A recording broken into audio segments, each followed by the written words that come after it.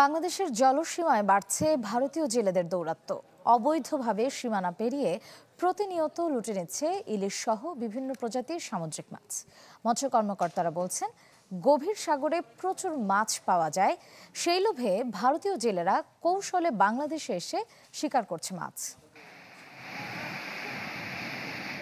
বাংলাদেশের ১,১৮,৮১৩ বর্গ কিলোমিটার জলসীমার মধ্যে তীর থেকে ২০০ নটিক্যাল মাইলকে বলা হয় অর্থনৈতিক সমুদ্র সীমা। মূলত এখানে মাছ ধরেন বাংলাদেশি জেলেরা।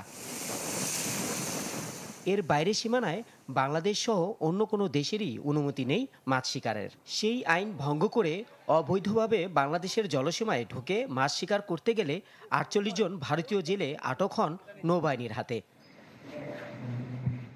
যদিও এসব জেলেদের দাবি, ট্রলারের ইঞ্জিন বিকল হয়ে যাওয়ায় তারা ভাসতে ভাসতে ঢুকে পড়েছে বাংলাদেশের জলসীমায়। আমরা ভারতে লম্বা জাল মেরেছিলাম, লম্বা জাল মারতে জাল টানতে টানতে বাংলাদেশের সীমানা পেরিয়ে চলে এসেছি।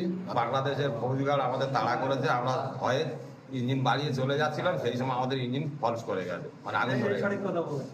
আমাদের ইঞ্জিন আগুন ধরে গেছে, আমরা যেতে পারিনি, খারাপ হয়ে গেছে, যেতে আমাদেরকে ধরে গেছে। বাংলাদেশের সমুদ্র আইন অনুযায়ী এদের নামে মামলা করা হয়েছে বলে জানায় পুলিশ। বাংলাদেশের সমুদ্র সীমানায় ইন্ডিয়ান জেলে মাছ মারার জন্য নৌকা শহর ঢুকলে প্রবেশ করলে তাদেরকে আটক করে আমাদের এখানে রাতের ৩টার সময় নিয়ে আসে। এই সংক্রান্তে মামলা রুজু হয়েছে। মাছ ধরার নিষেধাজ্ঞা শেষ হওয়ার পরপরই প্রচুর মাছ পাওয়া যায় সাগরে। এই সুযোগটাই কাজে লাগায় ভারতীয় জেলেরা। তা রুখতে কোস্টগার্ডের টহল আরও বাড়ানো হবে বলে জানান মৎস্য কর্মকর্তা।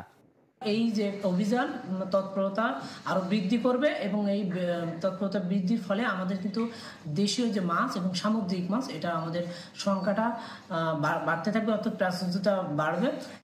গেল ১৫ দিনের ব্যবধানে ২ দফায় ভারতীয় জেলেদের কাছ থেকে জব্দ করা হয়েছে ইলিশ সহ ১০,০০০ কেজি সামুদ্রিক মাছ।